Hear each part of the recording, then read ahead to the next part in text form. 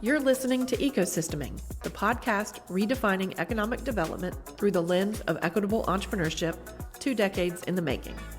Join NC Idea's Tom Rue as he engages with entrepreneurs and experts who are challenging the status quo and driving lasting change. Welcome to the Ecosysteming podcast. I'm your host, Tom Rue, and I'm joined today by the wonderfully bright gift to the ecosystem. And I'd like to think, at least in my brain, friend, Tim McLoughlin, who is the managing partner of Co-Founders Capital. Tim, welcome to the podcast. Tom, thank you so much for having me. And I can confirm friend is a good adjective. That will work. Well, I should hope so, because we've killed a few brain cells together. Indeed, we have through many years. So it's been a lot of fun. So I think we've already established right on the jump, we know each other, but for the benefit of people tuning in who, I mean, like the 2 or 3 who don't know who you are, would you please give kind of a brief background and biography about, who you are? Sure. So where I'm at today is managing partner of Co-Founders Capital. We have raised 3 funds and are currently investing out of our $50 million Fund 3. We are investing in B2B software companies in the Southeast, and most of them, those investments have been in North Carolina. At one point, we held the record, and I don't know if we're still in the lead at investing in the most NC Idea grant-winning companies, but we were in the lead at one point, so we are a friend of NC Idea in the ecosystem. My background, grew up in North Carolina, so this is home for me. It's special that we get to make investments here in our own backyard. Spent 8 years in Boston. Hockey was a big part of my life. Played a little hockey in undergrad and then opened an ice hockey training company in Wake Forest. So that was my first entrepreneurial endeavor. And when I went back to business school at UNC, after running that company for 7 years and selling it back to my business partner, I had a couple internships while I was in business school. And one was an internship with NC Idea, where I was a young entrepreneur in residence, and that kicked off my tech entrepreneurial journey in the region. When I hear you giving your biography, I'm reminded that you are exceptional, and in one very specific way. You are the first and the only Harvard graduate that I've ever encountered that will avoid mentioning, oh, yeah, you played hockey in your undergraduate. So you played hockey for that little college called Harvard in Boston. Is that what you're trying to say? That would be the one. I also have a pretty strong friend group around here that has made a lot of fun of me through the years. And I've realized that there's no way to get through the where did you go to undergrad part without getting made fun of, either mentioning Harvard too strongly or not at all. And so they'll remind me every time. Well, let me see if I can't take it up another notch. Do you get made fun of for also being a member of the Delphic Club? I probably should get made fun of more than I do. But yes, as part of Harvard undergrad, I killed a few brain cells in the Delphic Club as well. Yeah, I do my homework for these. I wasn't expecting that one. Yeah, it's supposed to be like a more secretive thing, I think. But I'll go even deeper cut. Is it true that the Delphic Club was formed by one J.P. Morgan, who was pissed off that he did not get admitted into another club in Harvard? Man, that is part of the lore. Yeah, we at one point we had to know all the answers to those questions for the initiation night. But yes, I believe that's the case. The gas house, they called it. Oh, really? Oh yeah, that was to the gas. That was a toast that we did when we raised a beverage. Founded in 1846, if I'm not mistaken. But I couldn't correct you on that one. I'm just going to trust you on this one. You can make up a whole bunch of stuff now, and I'd have to go with it. I just wanted to impress you that even though we're friends, I did prep for today's discussion. With all kidding aside, because you really are a big pillar in the entrepreneurial ecosystem, of the Triangle and more broadly the state. And now other states as you all expand your gaze, with the fund. But I don't want to make light of that, despite our friendship, right? Like you've done a lot, and you continue to serve the ecosystem, and in a lot of ways, more so than your contemporaries, your peers in the capital stack. And I don't say that to slight them. I'm just saying you truly serve the ecosystem that serves your interests, your business interests. And if we had more, from that part of the ecosystem supporting, I think we'd have an even stronger ecosystem than the one we already have, which is very strong. So, Well, I appreciate you saying that, and I think as you go on this kind of venture journey that takes quite a while to have proven success stories, the best way to you should have planted a tree 30 years ago kind of thing, and the next best thing you can do is today. Well, starting a venture fund, you start planting those seeds a long time ago, and you try to build a brand and reputation through the years by saying no quite a bit. And the way you can do that, I think, is try to give back to the community and be part of the ecosystem where you can until you have some of those proven success stories. And it's kind of how we've thought about the fund and our part in the local ecosystem for sure for the last decade. yeah, but you're walking the talk, and which is more than most. It's funny you brought up that planting trees 30 years ago. I'm in the middle of designing my next tattoo, and it's going to be some artistic element, but the language, the saying I'm having is blessed are those who plant trees under whose shade they will never sit. It's also on the masthead of my LinkedIn profile, because that's what a lot of this work boils down to, right? Where I'll be long gone from this organization when we see some really big and wonderful, outcomes, and that's great, and that's good enough for me and others to know that we're doing something that continues just upward trajectory, right? And that's what we have to all kind of look for. I'm struggling where I want to jump in with you because there's so many things I want to talk to you about. Let's keep it chronological for a second. I don't think we use the title anymore, young entrepreneur in residence. That was like when you were doing it. I think we're calling them fellows now. And I should once again heap praise on you. You were so good in that role. You kind of defined it for the organization, which predates me. Well, I think back, and I was one of the fortunate ones, I guess, that was there through a transition period in NCID's history. I think when I got there, Dave Rizzo was at the helm, and we saw Sean O'Leary take it over as at the helm for a little bit. And while we were looking for the next full time leader, and you came in, and so part of the value I think I kind of add is I kind of bridged through that whole transition period, believe it or not. And it's crazy to think that probably started 11, 12 years ago, that transition. But I've seen, the evolution of the organization, what it means to the community. Yeah, it was 2015 when my predecessor unfortunately was diagnosed with cancer that he has subsequently succumbed to, unfortunately. And then Sean stepped in as an interim, being on the board while they started the both the conversion to a private foundation, because prior to that, we were tucked under the nonprofit of CED, and you could do that. You could function as a standalone program, at least up until that point. And then the IRS changed certain laws around if you are a support organization, you have to start kicking up at least 50% of your required spend to the parent organization. And I think at that point, the board wanted to have that independence. So the only way they could do that would be to convert to an independent private foundation. So like I said, that happened in 2015. And then that's what led to the search that brought me in March 1st of 2016 was my start date. So, but you've seen a lot in that time frame, a lot changing in the ecosystem, in your own personal role, right? Because you weren't the managing partner of Fund One. I certainly wasn't. I make the joke that the job description I replied to David Gardner, who had just raised a small $12 million seed fund, was I need some help at this fund, and it's shitty hours, little to no pay, but you might learn something. So that was the line in the email that I replied to.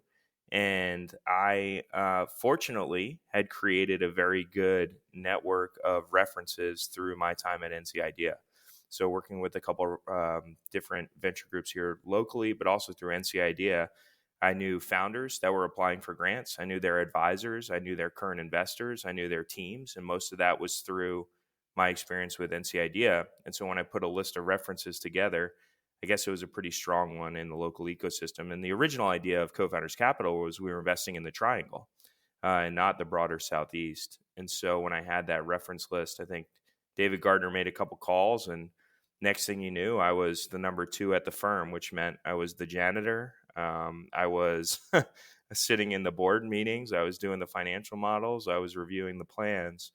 And I had a good base of what I needed to do based on reviewing so many applications and doing references and diligence on companies through the NC Idea process. So that's how I got in the ecosystem. That's right before you came here, Tom. That was the end of 2015 and the beginning of 2016 when we had just kicked off that small fund. That was Fund 1? That was fun. That was Fund 1. And the idea was give back to the ecosystem. David Gardner wanted to stay relevant.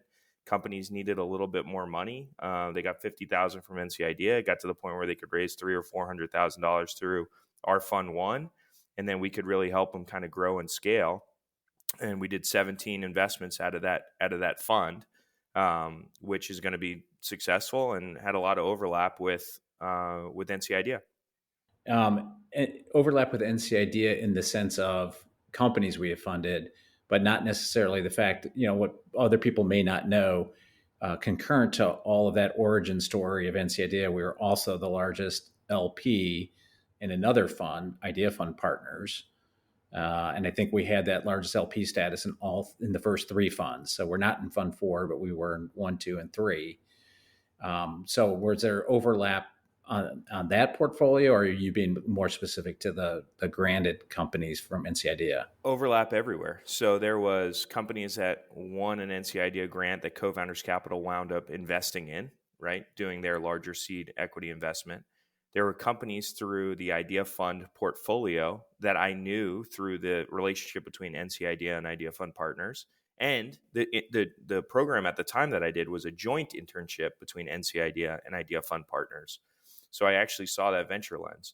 So there were companies I was able to bring to co-founders that I had knowledge of from working with NC Idea and Idea Fund Partners.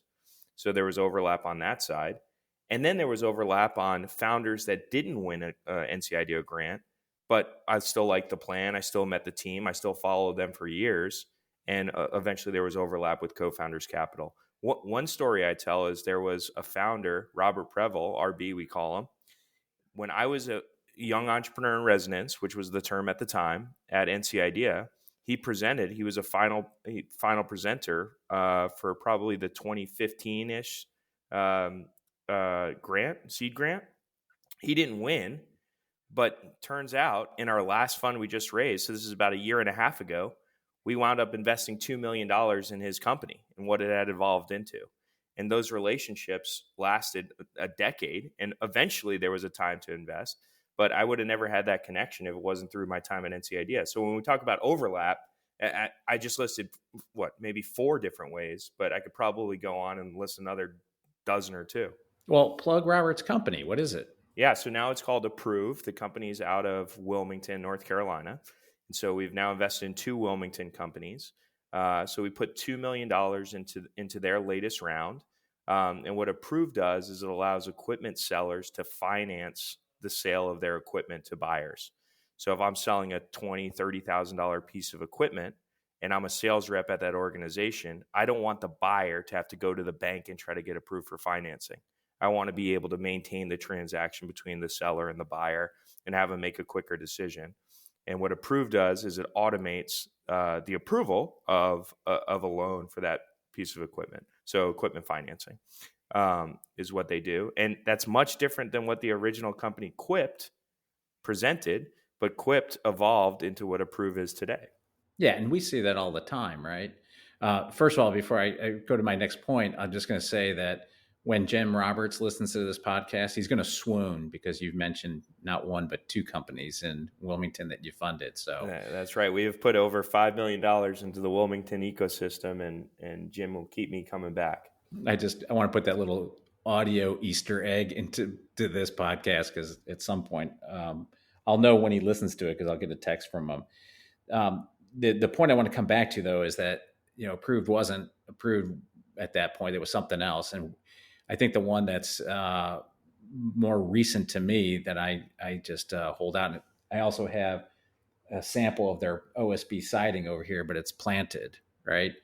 You may recall, actually, you may not recall because they only did a micro, and I don't think you reviewed micros for us. I have not reviewed the micro, but I'm familiar with the company. Oh, yeah, who isn't, right? I mean, I think it's going to be a unicorn or a dragon or whatever the term flavor of the day is. It's going to be a big ass company. But when Huada first applied, the tech wasn't for OSB siding; it was for indoor rock climbing walls, right? So that TAM is, I mean, it's measured in tens of millions. Yeah, maybe. right. Could be like a $30 million market. And I'm being a bit of a horse's butt here, but the point I'm trying to make is, right, like we were able to look at that and say, okay, the tech is interesting and promising. It's very cool. It's got ag tech in it. It's got a whole bunch of really fortuitous components to it. And he's really smart, right? So let's bet on the jockey in this case, knowing he'll find the horse. And within a year of winning the micro, he then reincorporates as planted, connects with Josh Dorfman and others, and sees this use for OSB siding. And fast forward today, have over 100 employees, raised 25 million. Have a, what would it be, 9-figure contractual commitment, from the country's second largest home builder. Like, that's the way it's supposed to work. Whenever you're trying to count the number of digits, the number of figures, you're getting into good territory. I think that's where you want to be. I think it's $500 million. Yeah. Well, you had mentioned betting on the jockey, and we have a team of interns that always comes through here every semester, probably 5 or 6 interns from the local universities that work with us. And they always are asking what we're looking at for good deals, or looking back, what was the most important. And the way I describe it is every day I realize that the team is more important than what I thought it was the day before. So the team just, like, it's not like 90% of the decision. Every day you realize that it's more and more important than the idea, the market. Like, it matters. That's a pearl of wisdom. And so I should have said this in the beginning, especially because of who you are and your relationship and history with us. A lot of people will tune in because they'll see, oh, it's Tim McLoughlin, co-founders, so entrepreneurs will tune in and want to hear pearls of wisdom, like you just said, right? But I also want others, like some of your peers and people like me and our ecosystem partners, who you've got a very salient perspective on the ecosystem. So I'm going to try to bifurcate our talk. And so with your permission, I'm going to be bouncing in and out of like, okay, that's an advice piece for a would-be founder seeking investment. And then I'm going to ask your perspective as kind of part of this bigger thing, this thing of ours, as I like to refer to it. So, that was a very important thing you said, that, the team's important. So don't neglect that if you're coming in front of, Tim and Toby and David and asking for money. One of the things that I'll ascribe to you is, you're probably in the top 5% networkers. I think that's also been obvious in this conversation 10 minutes in, right? Like how many multiple touch points you have. What would you say to founders as, they come before you, and there's just got to be times where you go, oh, you slap your head and think, dude, come on, right? Like right out of the gate, I would say if you are going to push a transactional relationship, just don't. Like it doesn't work like that. People aren't coming in and saying, hey, I'm ready. Like I've had at the end of a 30-minute meeting where I'm meeting a founder for the first time, them send me the terms that they are raising on, even though they have not raised any money yet. That shows me that this is a transactional relationship, that somebody was coming into it looking for money and really nothing else, because they didn't decide that during that time that, I was going to be the right investor for them. They hadn't done their homework on me either. But come in and figure out what your goal is for that meeting, what your goal is for how can this be productive for both sides. If it's, hey, we've established a relationship, there's good chemistry, there's a fit here from an investment perspective. Now we can take it to the next stage, to the next step. Okay, that's a win. It could also be a win to say, this isn't the right fit for an investment perspective, but I can tap into Tim's network and he might know 5 or 6 people that could have valuable meetings with me for whatever reason. An introduction to a customer, an introduction to another investor, some talent that's in the local ecosystem that might want to plug in and join me on my journey, someone that could sit on my board. All of those should be seen as wins if you're coming out of a meeting, right? And so when I think transactional, I think this is only a win if we move forward towards an investment or get an investment or get some sort of commitment. That's just not the way that this works. And so you can't go in with that kind of mindset. And you had mentioned the network. Well, the venture capital world, I mean, yes, we can all do the spreadsheets and we can all do the cap tables and there's a lot of stuff we can do, but your value really is your network. It's, can you introduce these entrepreneurs to the right people at the right time? And you only build that network by, giving back to it, making introductions on other people's behalf, figuring out how you can help when there's nothing in it in return for you, maybe on the horizon. Like it might be down the road a little bit, but not right away. It's not, I'm going to make this introduction for you if you in return give me something else.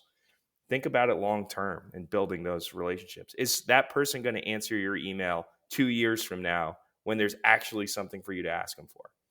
That's great advice. We see it to a lesser extent because, we're giving away free money. So it's transactional and it's kind of one and done. I mean, yeah, there's milestones, but I can suss those out too. I remember I was at one of the many events you and I bump into. I think it was a state of entrepreneurship thing that Tom Snyder was putting on over at the Riot offices. And, middle-aged dude like myself, and noticed I am excluding you from that middle-aged category because you truly are not. But, he gives me yeah, I applied for NCID. I'm done with you. And I was like, oh, okay. And I said, how many times did you apply? He said, well, the one. I said, oh, curious, because it's about 2.4 applications per win is like kind of the application ratio, but I get it.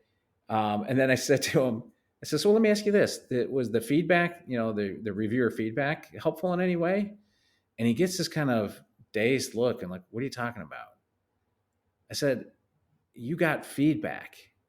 And if you went into the reviewer portal or the application portal, you would have seen the tab for reviewer feedback and comments. And there's usually very valuable because, Tim, by the way, you are one of the best reviewers we have. I mean, like you give very detailed, constructive, and you're one of the few that usually, matter of fact, Christian and I were laughing about that while we were waiting for you to log in, that like, and oh, by the way, this is Tim McLoughlin, co-founders. Like always put my name on it. Always. I always put my name on it because it forces me to do a good job with my review of the application. Well, it's very generous of you too, right? But back to this gentleman, like I asked him, like, what was the value of the feedback? And he was like, I didn't know there was feedback. And I was like, oh man, that is weak tea, right? Like you're missing out on so much in this ecosystem. It is a special one. I mean, I like to say tongue in cheek to people, I'm not here by accident.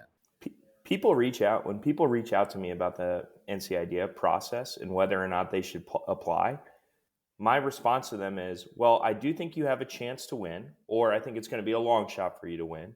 But if you're also interested in getting the feedback, having a process to organize your thoughts and how you articulate them to other people that aren't in the weeds every day with you, and you want exposure to the decision makers in the ecosystem, you should apply. If none of those things have value to you, then you shouldn't apply, but you should also probably not be an entrepreneur. So that's how I kind of explain whether or not somebody should go through the application process. And it's probably the same with if you're going to go pitch investors. Like, what are your chances of getting money from that one investor you're going to go talk to? Probably pretty low. But if you also value the network that you're getting, the feedback that you'd be getting, a practice to articulate your value props and the problem and the solution, if you value all of those things, then that meeting is worth your time. And so is the next one and the one after that. I couldn't have said it any better. When I'm asked for advice on how to approach, whether it's your fund or anybody else's, I just, I didn't say it as eloquently as you, like avoid it coming off as obviously transactional. I just said, don't think of it as you're asking or seeking funding as much as you're starting a relationship, right? And if it's a productive relationship, built on candor and respect, like at some point you'll both come to the conclusion, like it's not a good fit and we respect each other's time. And like, you go on, but like check in every 6 months or so, or you're going to say, hey, you know what, there's something here. And then all that transactional jujitsu can start, right? But like when you go in leading with, first of all, here's my unsolicited email, and there's a 12-page, investment pitch deck where I've answered, preemptively 47 questions that haven't even dawned on me. Like you're wasting everybody's time and energy, and you're branding yourself as, a newbie. Like you just not credible. I also think this is a little bit, I don't know, maybe I'm trying to raise the image of the traditional venture capitalist, but I do think that entrepreneurs are so focused on their company and heads down and what they're doing that they forget that venture capitalist has pitched more people on raising their own fund, their own money, than that entrepreneur probably ever will. When we go out, it's not like we get one person to invest in our fund and then we're done, right, or one person to lead around and maybe we syndicate it with 4 others. Some of these funds, ours included, have 70, 80, 90 folks that are investing in us and our fund that we pitched individually. And on top of that, what is the hit rate you think it is? It's not 100%. right. You're having hundreds of meetings and getting hundreds of no's in order to raise that fund.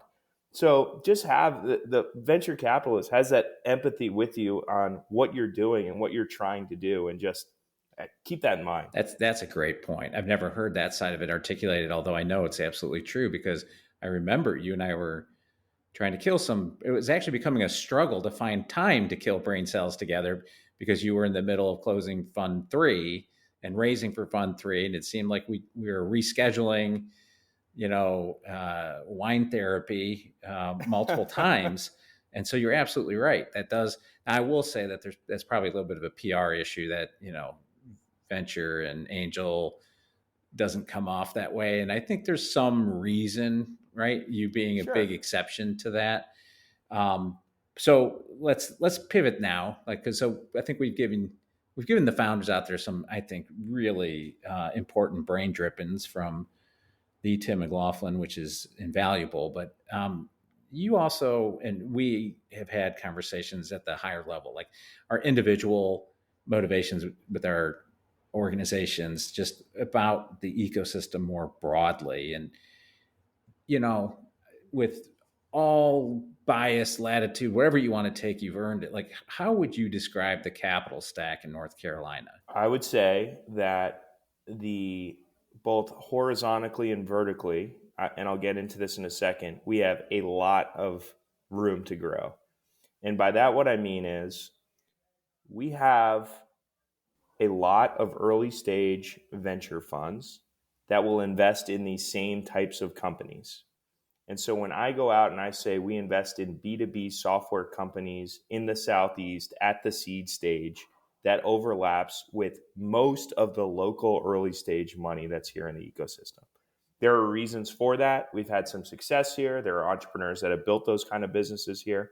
But that doesn't mean that hurts the manufacturing entrepreneur that wants to build a manufacturing facility in North Carolina and is looking to raise money, or the person that's looking to build a B2C consumer app or a consumer packaged good company. There are investors that will do that, but there's not as much organized institutional capital. And that's the horizontal problem that I think we have here. That's where I would start. On the vertical side, I would say you look at the capital stack and you have angel investors, you got new angel funds, you got angel groups, you got smaller checks at earlier stages, you got NC Idea, so all of that is good. And then it gets into the true seed stage or seed 2 or even early A, that I would call it, that can write a $500,000 check or $1 million check or even up to a $2 million check. But when you need that next growth round of capital, who's putting in the 40, $50 million worth to get that company through to where they become a global presence, or they become, however you want to define success, a bigger company and opportunity? And there are some private equity groups that are around, but most of them are national players and looking to do 2 or 3 deals a year and don't have a North Carolina focus. And so those larger funds to help those companies grow and scale, we just don't have a lot.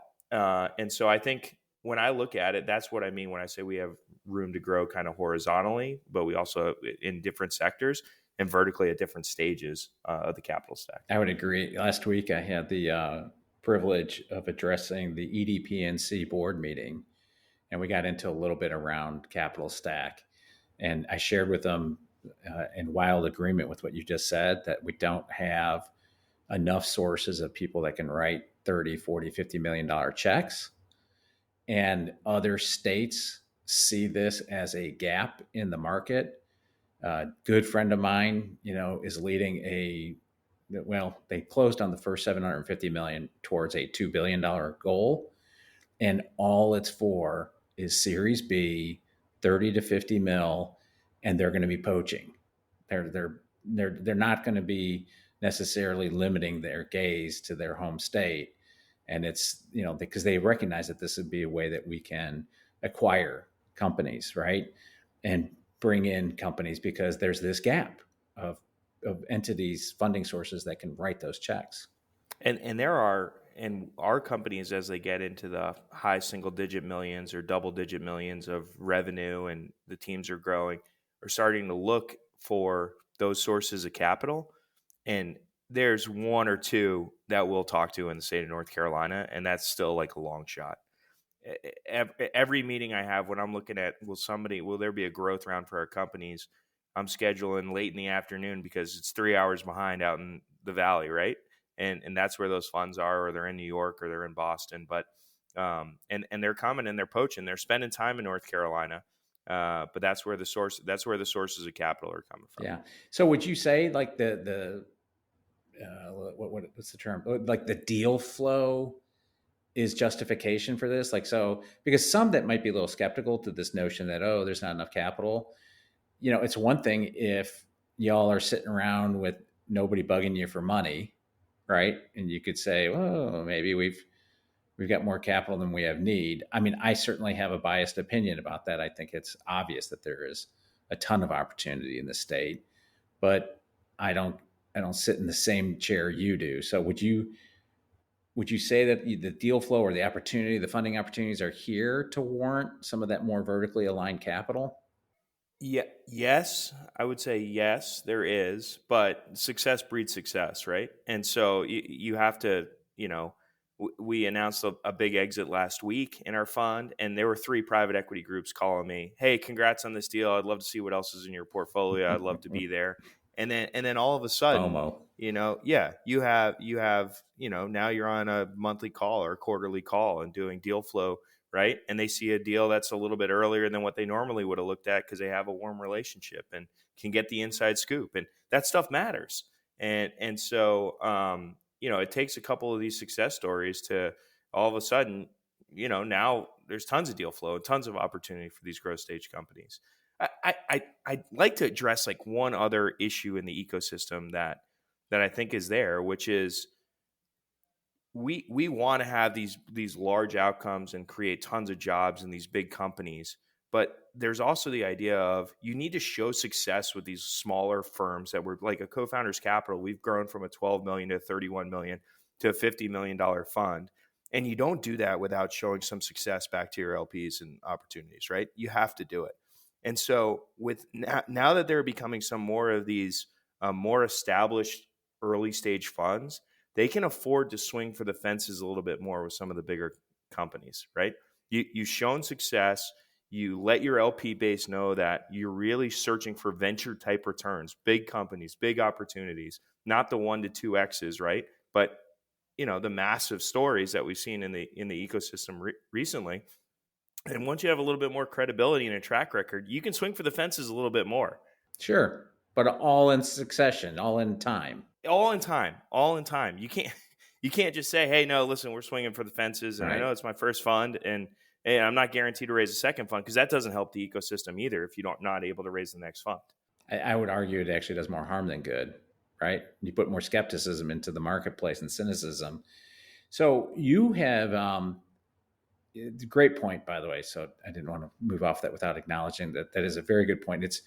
It's Moneyball, right? You got to get singles and doubles. You've got to advance. I'm going to torture this metaphor, right? You got to advance players around the bases, and you just can't expect every batter to come up to the plate, jack one over the fence. It's not realistic. It's not how you win games, and that's about as far as I'm going to do, because I am not. I followed you. I followed you. appreciate that. I get it. I get it. Yeah. So you, in addition to what you've been doing here in North Carolina, a lot of that work now is being recognized nationally. I know you got to go on a little field trip a couple months ago at the invitation of some of the big boys out in on Sand Hill Road. So you've got perspective beyond just, and you sit on multiple boards of companies, and they're not all North Carolina companies. So you're in other states for board meetings and things like that. So, how do you think our ecosystem compares to like other states? Or, you can riff on that any way you want from an observational standpoint, because your opinions are very valid. But how do you think we're doing? Are we in the varsity leagues, or are we aspirationally varsity and still junior varsity? Or I guess it depends on what you want to aspire to. And I've said this before, and I do mean it. I think I actually said this at the NC Idea Ecosystem Summit last year when I was there, which was I want to be a VC. I don't know that I want to be a VC just hard stop. I know that I want to be a VC in North Carolina. And I think a lot of that is because it's relationship driven, it's collaborative. I do really feel that there's wins for the ecosystem here, and not just the people that happen to be on the cap table or happen to make an investment in that one deal. I think, and I really do mean that. And so that's a big part of it for me. I also think that there's enough opportunity here locally, that there's enough to invest in here where I don't have to, be on a plane all the time and all across the country, because I do think that there's a gap between investable companies and available capital here still. And so we can take advantage of that. So I guess when I say like, what do we want to aspire to? I already talked about how I think there's room for horizontal growth on the type of firms and the sectors that we invest in. So I wouldn't say we're in the varsity leagues when it comes to that, or the capital stack as it goes in larger checks and growth. So I think there's room to grow. But the collaborative nature and the people and the willingness to help, I really think we're in a unique spot and a good spot. I will tell you though, I think with the summit that I went out to on the West Coast, and shout out if these guys are listening to Sierra Ventures for inviting me, and we had a great time. It was for emerging fund managers. And I do want to say raising venture capital firms is hard. The conversation was around, how do we go from our fund 1 to our fund 2? How do we go from 15 million to 40 million? And that problem exists all across the country. And it exists, and some of these funds aren't creating DPI, right, which is money back to your LPs in the first 5, 6, 7 years. And so building the brand and reputation is a very hard thing to do, and move up the capital stack and be able to raise larger funds. People look at the Sequoias and Andreessens and they're like, oh, these guys just raise funds. They snap their fingers and raise funds. Well, look at what they've accomplished and look how long it's taken them to do it. Yeah. Overnight success, 20 years in the making. Sure. And so if you're trying to raise a new fund, how can our ecosystem help folks that are trying to raise new funds, new families of funds, generational funds? And that is where I think we need to pay attention and focus, because raising a new fund is hard everywhere. West Coast, it's hard. That's great perspective. So thank you for sharing that. I just got the hook from Christian, so we got to land this plane, and so we've been doing this little kind of close, and I'm going to take credit for it because I didn't see anybody else doing this. So if any of you other podcasters out there steal this hook, shame on you, or at least give me attribution. But so if I were to tell you or ask you, how many mutual connections would you guess we have on LinkedIn? More than 200? Oh boy. More than 300? I'd like to think so, but I feel like we're starting to get close. What would you, if we're getting close, what number would you peg it at? Let's go 327. Try 601. Whoa, there we go. It seems like we're both overachievers in this space. Well, there you go. So, and then usually what I like to say is, I like to call out like something that ties us together. But this is the thing that was so nice and why I was so excited to talk to you, because our common connections, it's a reflection of your work and mine, because they're all various aspects of the ecosystem, right? From John Austin, like go figure, right? He's probably one of those cornerstones, to, Doug Spate, Zakia Alta Lee, Keith Daniel, Camille Cunningham, Kelly Worsham, Kelly Rowell, Ed Pettis, and many, many others, right? There you go. And a lot of those folks saw me review my very first deal I ever reviewed in the ecosystem, and they were very kind to give me feedback back in the day too. So I think that to me is a great way to close out this podcast, because it speaks to how unique our ecosystem is, as you alluded to, as you said directly. And, as someone who's done this work, ecosystem building, I mean, globally, certainly coast to coast, but on a global scale, I know how special that is, right? It's frustrating from times where people that never had to poke their head out of this little bubble that they're in, when they find a reason to bitch about something. And I was like, really? Okay, go to East St. Louis and see how successful you are, right? Or go to one of these other underserving markets. And it's a special thing we have here. And that's reflected on our common touch points and the work we do. And I can't thank you enough. I don't ever get a chance to thank everybody enough, but you in particular, because it's been a long, faithful service to the cause. I'd like to think you get good deal flow out of it. So it's enlightened self-interest as far as I'm concerned. But you are also a friend, and you've never withheld an opinion to make it better for everyone. And I really, really do appreciate that. Well, thanks, Tom. Thanks for having me on this, and thanks to NC Idea for giving me a start and a chance. And it's not just for the companies you're seeding, right? But the people that are coming through the organization or a part of the organization are going to be the leaders, hopefully, in this the entrepreneurial ecosystem for a long time, for decades to come. And I think we've seen that success. So thank you. Well, it was our good fortune to catch you on the upswing of your career curve. So remember us little folks back here when you're closing, fund 5 for 250 million or 500 million. I'll be coming. I hit everybody. I talk to everybody when we're raising fund 5. Okay. You'll hear from me. Don't worry. I have no doubt. All right. With that, I'm sure Christian's just going to play us out. Thanks again, dude. Let's get that next wine therapy session scheduled, hopefully in the not too distant future. We need it. Stay connected with NC Idea on LinkedIn and Facebook, and subscribe to our newsletter for all the latest as we celebrate our 20th year. Catch new episodes of Ecosysteming every other Tuesday. Thanks for tuning in and being a part of this thing of ours.